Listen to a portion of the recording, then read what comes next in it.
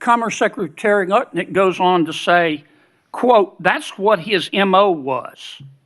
You know, get a massage, get a massage. And what happened in that massage room, I assume, was a video. This guy was the greatest blackmailer ever, blackmailed people. That's how he had money, end quote. I don't want this to get swept under the rug, okay? Because I think you're going to get pushed back from all quarters.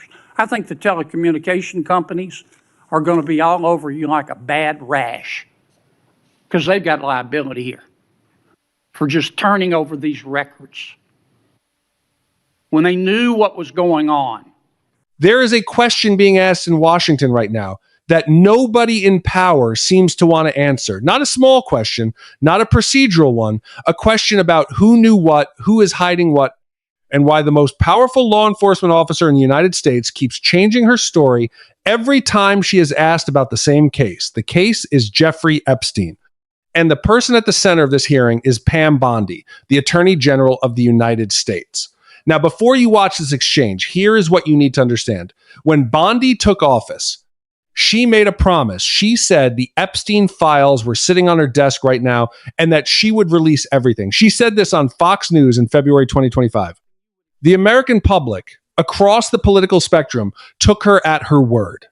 Then something strange happened. The first release of files in February 2025 contained mostly documents that had already been leaked. Nothing new. The New York Times called it a release that fell short of expectations.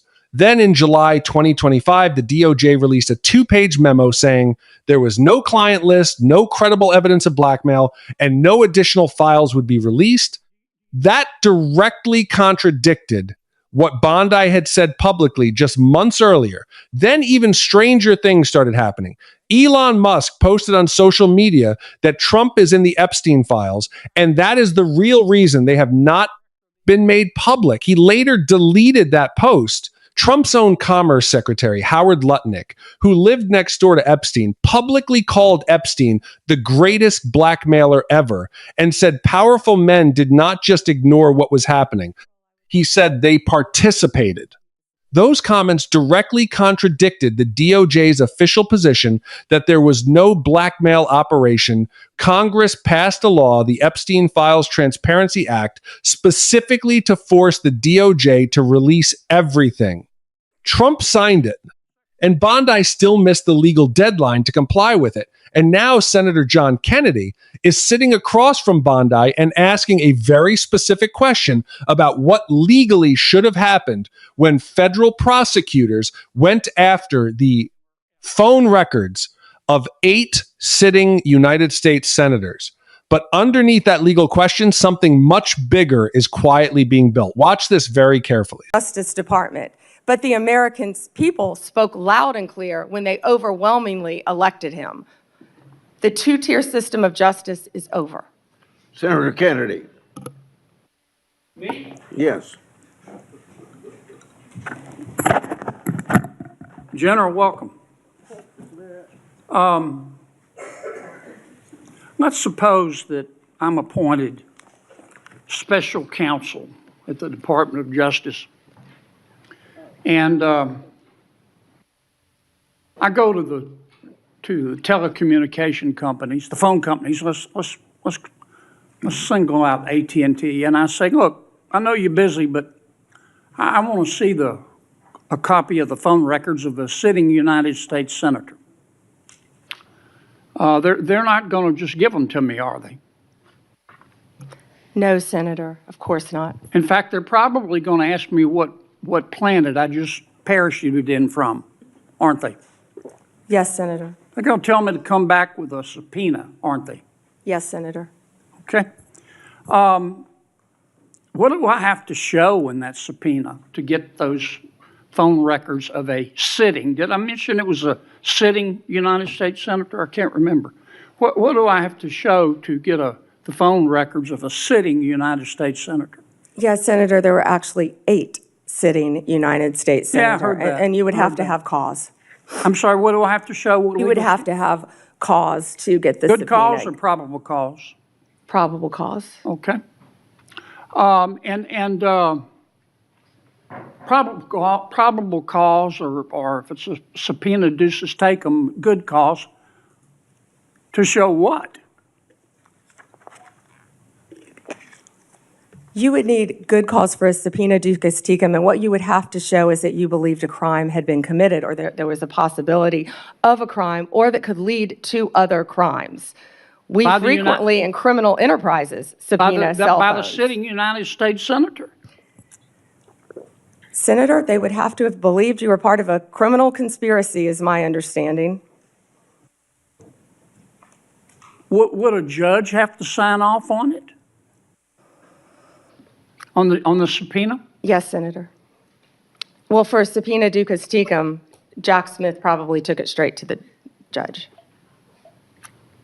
Now, the phone companies, particularly their general counsel, if they're worried about civil liability, even with a subpoena to get the phone records of a sitting United States Senator. Did I mention it was a sitting United States Senator? Yes, Senator. The general counsel for that phone company, let's say AT&T, they have the right to seek to quash that subpoena, don't they? Phone companies frequently do that. Yeah.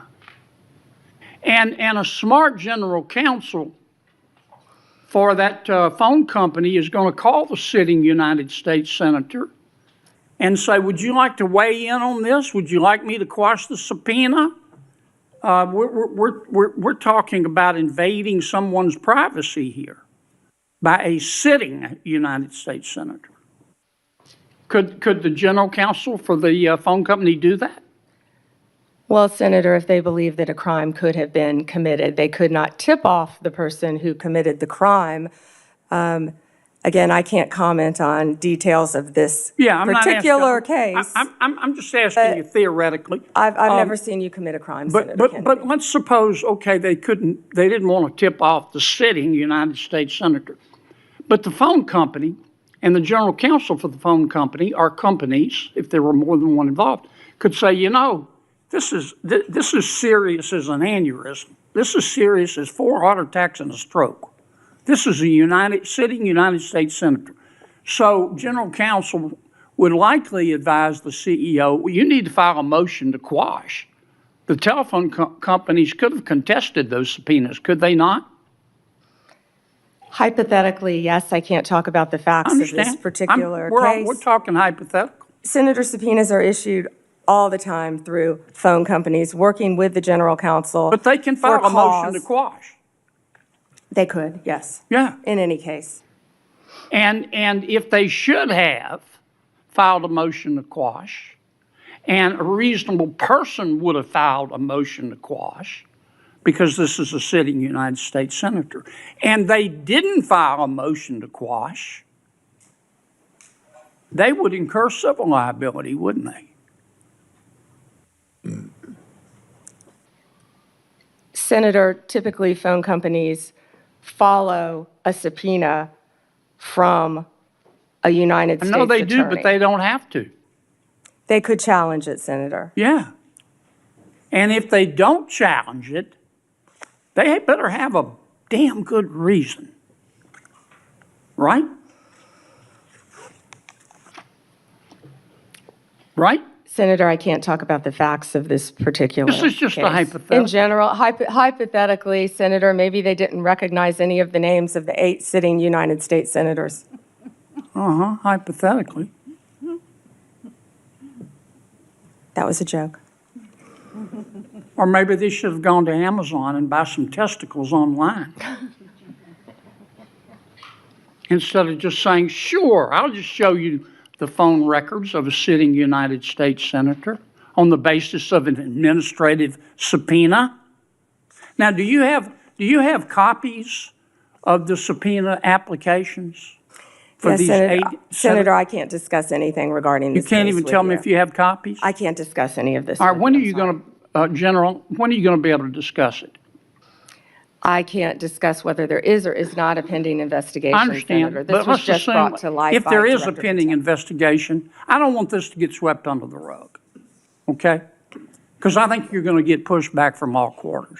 I think the telecommunication companies are going to be all over you like a bad rash because they've got liability here for just turning over these records when they knew what was going on. I think some FBI agents may have some liability here. I think a special counsel might have some liability here. If I were your special counsel and you had appointed me and I wanted to get the records of a sitting United States senator, is that something you would expect me to tell you as Attorney General of the United States? They better have. Yeah. And Do we know in this instance of the 8 sitting United States senators if they told Attorney General Garland? Senator, I just learned about this very recently, as did Director Patel, and we cannot discuss the details. I don't know many of the details. Well, maybe we ought to get Attorney General Garland here. Do you know if the special counsel told FBI Director Wray? Is that something? Let me put it another way. If I were your special counsel and you were the director of the FBI and I'm trying to get the phone records of a sitting United States senator, did I mention it was a sitting United States senator? Is that something that you would expect me to tell you as director of the FBI? In general, I would believe the FBI would help execute the subpoenas. Yeah. To the businesses. Okay, I want to switch to another subject in the 12 minutes that I have left, since everybody else got to go over. I've got to ask you about this, General. Secretary Howard Lutnick on October 1 gave an interview to the New York Post about Mr. Epstein. And he described Mr. Epstein as, quote, the greatest blackmailer ever, close quote. Have you reviewed that transcript of that interview? I have not reviewed the transcript, but I saw the clip of it. Okay. It appears that Secretary Lutnick was Mr. Epstein's next door neighbor. In fact, their townhomes shared a wall. And the reporter that was talking to Mr. Lutnick, she asked how other prominent men could have been associated with Epstein when Mr. Lutnick could immediately sense that he was a, quote, pervert. And then Secretary Lutnick said, or rather the reporter said, did they see it and ignore it? Do you remember that from the interview? I do. And Commerce Secretary Lutnick said, no, they participated. And then Commerce Secretary Lutnick goes on to say, quote, that's what his MO was. You know, get a massage, get a massage. And what happened in that massage room, I assume, was a video. This guy was the greatest blackmailer ever, blackmailed people. That's how he had money, end quote. Is that true? Senator, as our July memo said, we did not uncover evidence. This case has gone through 3 administrations, as well as former U.S. Attorney Alex Acosta. I know that, Pam, but have you interviewed Secretary Lutnick? No, Senator. Do you plan to? If he wants to talk to the FBI or the FBI wants to talk to him, that is more than on. Don't you think you ought to talk to him after this interview? Senator, if Howard Lutnick wants to speak to the FBI and if Director Patel wants to speak to Howard Lutnick, absolutely. Okay. Maybe we ought to get Mr. Lutnick in here too, Mr. Chairman. Senator Booker. Thank you. Thank you, Mr. Chairman. So here's what you just watched. And here's what you need to sit with. Senator Kennedy walked Bondi through a detailed legal hypothetical about phone records and subpoenas. He established step by step that getting the phone records of a sitting senator requires probable cause, judicial sign-off, and serious legal justification. He suggested the phone companies involved may have civil liability for not pushing back harder. He questioned whether the special counsel and the FBI director at the time were properly informed. That was the surface level exchange. But then Kennedy pivoted to something that barely got attention. He told Bondi about an interview that Trump's own Commerce Secretary, Howard Lutnick, gave. Lutnick described Epstein as the greatest blackmailer ever. He said powerful men did not just see what Epstein was doing and ignore it. He said they participated. He said what happened in Epstein's massage room he assumed was on video. He said Epstein likely traded those videos to get his sweetheart plea deal in 2008. And Kennedy asked Bondi a very simple question. Have you interviewed Howard Lutnick about this? She said no. Do you plan to? She said only if he wants to talk to us or if the FBI director wants to talk to him. Think about what that means. The Commerce Secretary of the United States publicly described a blackmail operation involving powerful men on a recorded podcast. He said they participated. He lives next door to where it allegedly happened.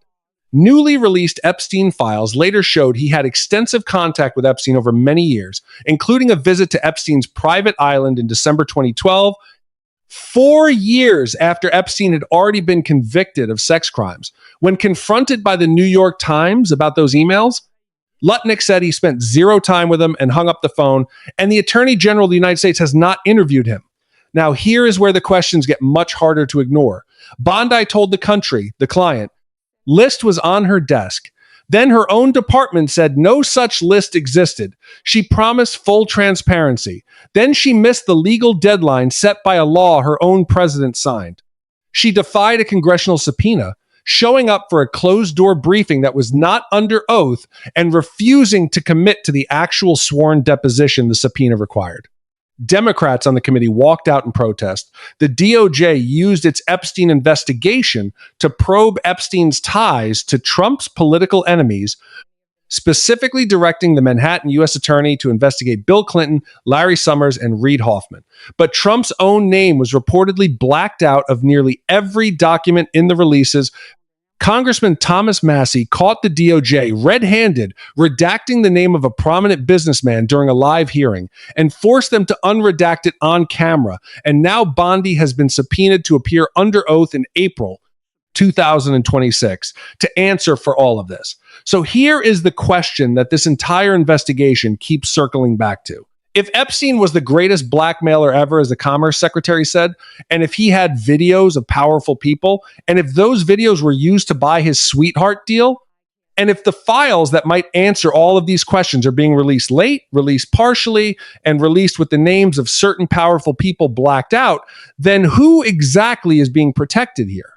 Is it the survivors? Their identities were exposed in the releases so carelessly that their own attorneys called it reckless and dangerous. Is it the public?